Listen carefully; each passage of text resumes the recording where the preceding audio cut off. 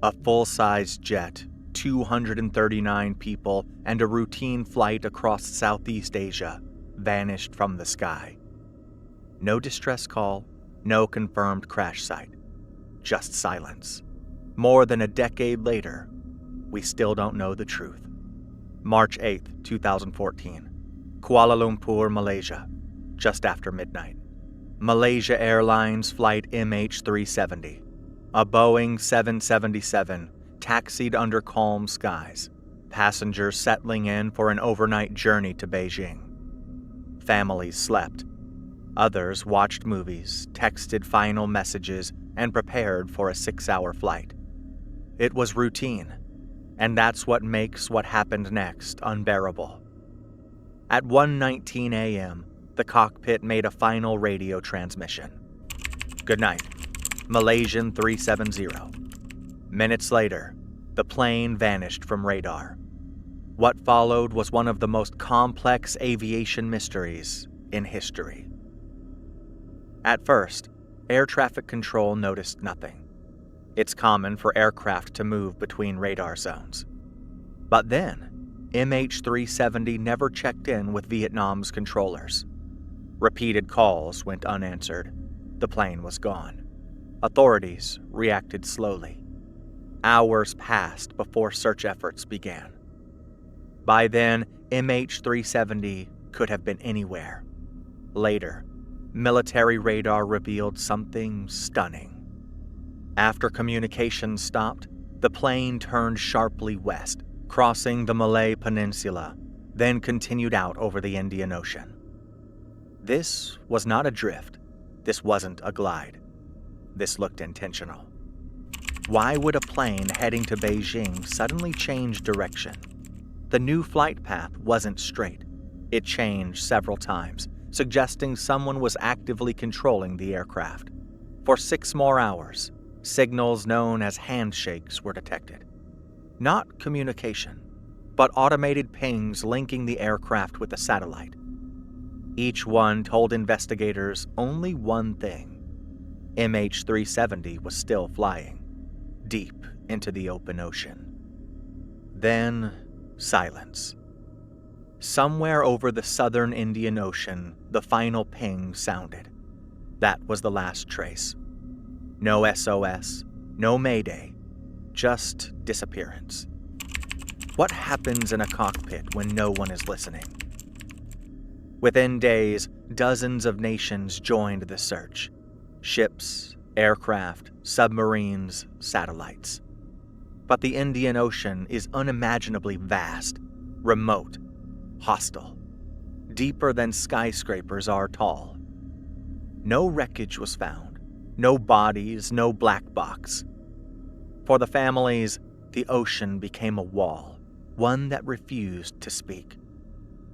Then, in 2015, over a year later, wreckage washed ashore in the western Indian Ocean, on remote islands like Reunion and Madagascar. Wing fragments, interior components. Analysts confirmed they belonged to MH370. The plane had gone down, but where? And why so far from its intended path? This only deepened the mystery. Was this tragedy or design? 1. Mechanical failure. Some believed a sudden event like decompression left the crew unconscious, and the autopilot carried the plane until fuel ran out. But that didn't explain the deliberate path change. 2. Fire on board. Others suggested smoke forced the pilots to turn back. But again, why fly for hours in the wrong direction? 3. Hijacking. Early on, suspicion fell on passengers, but security reviews found no credible leads. 4. Pilot involvement. The captain, Zahari Shah, was experienced, calm, respected. Investigators examined a flight simulator found in his home and discovered he'd practiced a route similar to the one MH370 may have taken. Was it coincidence or preparation? Some argue he guided the plane to a remote grave, killing all aboard. Others say that explanation is too convenient and ignores deeper shadows in the investigation. Authorities took days to release key radar information. Conflicting statements confused and angered families. Some believe important data was withheld, either to hide mistakes or to protect intelligence capabilities. Investigators from multiple countries sometimes contradicted each other, creating a puzzle with pieces that never quite fit. The gaps fueled doubt. If no one is hiding anything, why does it feel like someone is? For families, no debris could replace truth. An empty sea offered no closure. Parents, children, partners waited by phones, imagining every possible fate. They were told, "Be patient, we're searching," but years passed. Oceans moved. Memory became the only place MH370 lived. Is the wreckage on the ocean floor? Almost certainly. Could the black boxes still be intact? Possibly. But without a precise crash site, they may never be recovered. Technology has advanced, and new search missions remain possible. But each year, the sea buries the truth a little deeper. Flight MH370 challenges the one thing we take for granted, that in a connected world, nothing simply disappears. But this plane did. Maybe the truth is 4,000 meters below the waves. Maybe it's in a file someone won't share.